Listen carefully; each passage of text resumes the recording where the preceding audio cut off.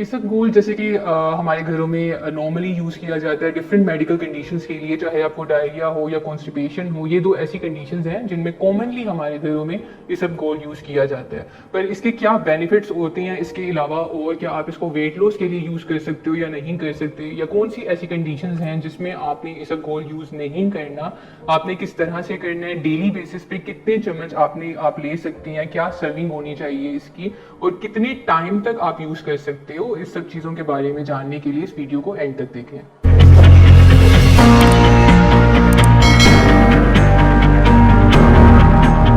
आज हम बात करेंगे इसबगोल के बारे में, जिसको सीलियम हस्क भी बोलते हैं।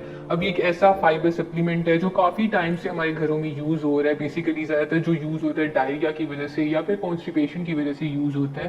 पर इसे कौन से ऐसे बेनिफिट्स हैं जो कि आपको इसके अलावा भी इससे मिल सकते हैं, प्लस कुछ ऐसी मेडिकल कंडीशंस होती हैं जिसमें कि आपको इसको यूज़ नहीं भी करना होता, तो उसके लिए वो पॉइंट आपने मिस नहीं करना, क्योंकि मैं वो वीडियो के एंड में आपको बताऊंगा कौन सी ऐसी मेडिकल कंडीशंस हैं जिसमें आपको इसबगोल यूज़ नहीं करना चाहिए।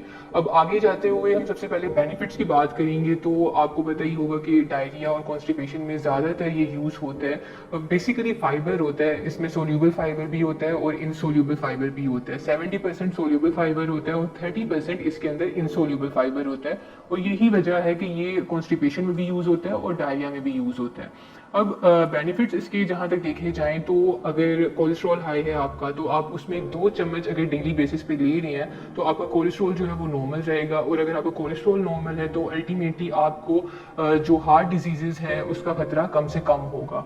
प्लस इसके अलावा अगर आप डायबिटिक पेशेंट हैं तो उसमें ये प्रेफरेबल रहता है, क्योंकि खाना खाने के बाद फ़ौरन से आपकी शुगर लेवल जो है वो हाई हो जाता है, बढ़ जाता है। तो उस चीज़ को अवॉइड करने के लिए अगर आप डेली बेसिस पे इसबगोल यूज़ कर रहे हैं तो वो आपकी शुगर लेवल जो है वो बहुत जल्दी बढ़ने नहीं देता। प्लस अब जितनी भी गैस्ट्रेशनल इश्यूज हो गए, जैसे कि इरिटेबल बाउल सिंड्रोम हो गया या फिर एसिडिटी हो गई, गैस, ब्लोटिंग, ये सारे जितने भी इश्यूज हैं जिनमें कि हाई फाइबर डाइट रिक्वायर्ड होती है, उसमें आप इसबगोल यूज़ कर सकते हैं अपनी डाइट में फाइबर को बढ़ाने के लिए। अब अगर बात आ गई कि ये क्या वेट लॉस करने के लिए यूज़ हो सकता है या फिर वेट गेन करने के लिए यूज़ हो सकता है, तो वेट लॉस के लिए आप इसको इजीली यूज़ कर सकते हैं, क्योंकि बेसिकली ये डायूरेटिक होता है। अगर आप ये लेते हैं तो आपके अंदर जो टॉक्सिन्स होते हैं वो ज़्यादा से ज़्यादा रिमूव आउट होती हैं। और कोई भी ऐसी चीज़ जिससे कि आपके टॉक्सिन्स को रिमूव आउट करे आपकी डाइट से, आपकी बॉडी से, तो वो चीज़ एक तरह की डिटॉक्सिफिकेशन करती है, आपकी एक अच्छी डिटॉक्सिफायर होती है, और वो आप वेट लॉस करने के लिए यूज़ कर सकते हो। साथ ही जैसे मैंने कहा कि ये डायूरेटिक भी होता है, तो आपकी बॉडी में ये इस तरह से भी यूज़ हो सकता है कि आपका फैट जो है वो ज़्यादा से ज़्यादा आपकी बॉडी से फैट लॉस होता है यूरिनेशन के थ्रू कुछ हद तक, तो उसमें भी ये काफ़ी हेल्पफुल रहता है। इसलिए ये वेट लॉस करने के लिए, बेली फैट को रिड्यूस करने के लिए एक अच्छी रेमेडी है जो कि आप यूज़ कर सकते हैं। बाकी अगर बात की जाए वेट गेन के लिए, तो उसके लिए इतना प्रेफरेबल नहीं रहता, क्योंकि ये डिटॉक्सिफाइंग एजेंट है, आपके अंदर जो टॉक्सिन्स होंगे उनको रिमूव आउट करेगा, आपका फैट जो है वो इससे लॉस होगा। तो ज़्यादा प्रेफरेबल ये रहता है कि वो लोग यूज़ करें जो कि वेट लॉस करना चाह रहे हैं।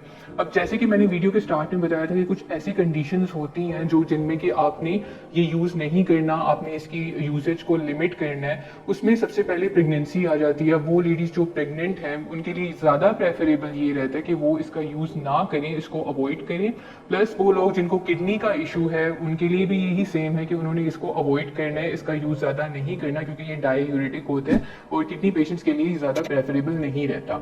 अब इसके अलावा अगर आपको गले का कोई इन्फेक्शन है तो उसमें भी मैं आपको यही सजेस्ट करूँगी तो कि आप ज़्यादा ना यूज़ करें, क्योंकि इससे आपको इरिटेशन हो सकती है, आपका जो इन्फेक्शन है वो मज़ीद बढ़ सकता है। तो अगर आपको इरिटेशन हो, निगलने में मुश्किल हो सकती है, तो उस केस में कोशिश करें कि इसको अवॉइड करें।